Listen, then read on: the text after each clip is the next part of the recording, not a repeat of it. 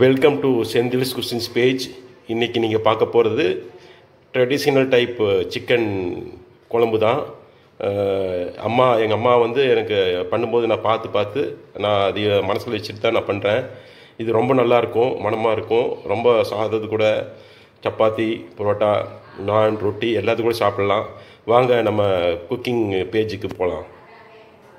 இன்றைக்கி வந்து நம்ம 1 கிலோ சிக்கன் தான் நம்ம வந்து குழம்பு செய்ய போகிறோம். அந்த ட்ரெடிஷ்னல் பழைய காலத்து ஸ்டைலில் வந்து நம்ம குழம்பு செய்ய போகிறோம். அதுக்கு வந்து முதல்ல வந்து இப்போ வந்து ஒரு எண்ணெயில் கொஞ்சம் இந்த வரமிளகா, குறுமிளகு, சோம்பு, கோரியண்டர் விதை, தென் குமின் சீட்ஸு, ரோஸோட ஃப்ளவர் இது, அப்புறம் ஜாதிக்காய் பூ கொஞ்சம், அப்புறம் பே லீவ்ஸு, பட்டை, கிராம்பு, ஏலக்காய் இதுவும், அப்புறம் கொஞ்சம் ஆனியன்ஸ், கார்லிக், கருவேப்பிலை, இஞ்சி, அப்புறம் தக்காளி இது, அப்புறம் கொஞ்சம் தேங்காய் எல்லாம் போட்டு நம்ம வந்து கொஞ்சம் எண்ணெயில் போட்டு நம்ம முதல்ல தாளிக்க போகிறோம். இப்போ குக்கரில் அந்த கரம் மசாலா, வரமிளகா எல்லாம் போட்டு இப்போ வந்து லைட்டாக வந்து இப்போ இது ஃப்ரை பண்ணிக்கிறேன். இப்போ அது கூட மஞ்சள்தூள் கொஞ்சம் சேர்த்து, வெங்காயம், கருவேப்பிலை, அப்புறம் பூண்டு, இஞ்சி போட்டிருக்குது. இது நல்லா கலக்கி விட்டு இது கொஞ்சம் நல்லா ஃப்ரை பண்ணணும். இது வந்து நல்லா இப்போ நல்லா இது நல்லா வறுக்கணும். ஒரு 10 நிமிஷம் இது நல்லா கொஞ்சம் மீடியம் ஹீட்டில் வந்து கொஞ்சம் இது வறுபடணும். அதுக்கப்புறம் நம்ம தக்காளியும் தேங்காய் சேர்த்துக்கலாம். முடிஞ்ச கொத்தமல்லி தலையும் சேர்த்துக்கலாம் இது கூட.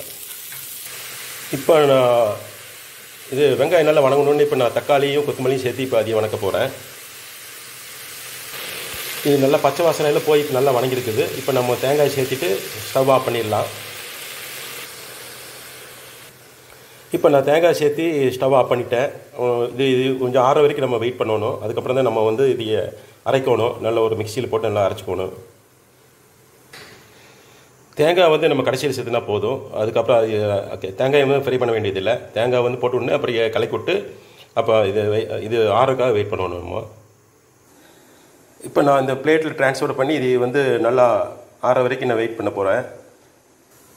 இந்த குக்கர் வந்து அந்த மசாலாலாம் பிடிச்சிருக்கும்ல, அதுலேயே தண்ணி ஊற்றி அந்த தண்ணியை வச்சு நம்ம வந்து அந்த பேஸ்ட் பண்ணும்போது அந்த தண்ணி யூஸ் பண்ணிக்கலாம். இப்போ மசாலாவில் நல்லா ஆறி இருக்குது. இது வந்து நம்ம பேஸ்ட் பண்ண போகிறோம். இந்த பக்குவத்தில் நம்ம பேஸ்ட் பண்ணி வச்சுருக்கிறோம் மசாலாவை. வந்து நம்ம வந்து சிக்கனை வந்து தாளிக்க வேண்டியது தான். இப்போ குக்கரில் வந்து கொஞ்சம் எண்ணெய் ஊற்றி கொஞ்சம் வெங்காயம், கொஞ்சம் கருவேப்பிலை போட்டு தாளிக்க போகிறோம். வெங்காயம் இப்போ ப்ரௌன் கலர் ஆயிடுச்சு. இப்போ வந்து நம்ம சிக்கனையும் உப்பையும் சேர்த்த போகிறோம். இப்போ சிக்கன் வந்து இது மாதிரி நல்லா கிளறி விட்டு சிக்கன் ஒரு 5 நிமிஷம் நம்ம சிக்கன்லேருந்து கொஞ்சம் தண்ணி வர வரைக்கும் நம்ம வேக வைக்க போகிறோம். இப்போ பார்த்தீங்கன்னா சிக்கன் நல்லா தண்ணியெல்லாம் கக்கி நல்லா வெந்திருக்கு. இப்போ வந்து நம்ம அரைச்ச மசாலா ஊற்றினா போதும். இப்போ நம்ம அரைச்ச மசாலாவை சேர்த்திட்டோம். இது கூட தேவையான அளவு தண்ணி, ரொம்ப கெட்டியாக இருக்கிறதுனால தேவையான அளவு தண்ணி சேர்த்தி நம்ம வந்து குக்கரை போட்டு மூடி ஒரு விசிலுக்கு வந்து வேக வைக்கணும். அவ்வளோதான். இப்போ நான் எனக்கு தேவையான அளவு தண்ணி சேர்த்திட்டேன்.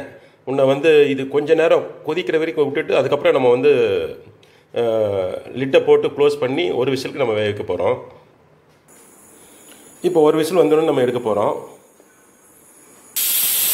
இப்போ ஒரு விசில் வந்துடுச்சு. இப்போ அந்த விசில் வந்ததுனால இப்போ அந்த ப்ரெஷர் போகிற வரைக்கும் கொஞ்சம் வெயிட் பண்ணுவோம். அப்புறம் ஓப்பன் பண்ணி பார்ப்போம். இப்போ ஸ்டீமெல்லாம் போயிடுச்சு. இப்போ ஸ்டீம் எடுத்து ஓப்பன் பண்ணி பார்த்தா சிக்கன் குழம்பு நல்லா வெந்திருக்கு. ரொம்ப மணமாக இருக்குது.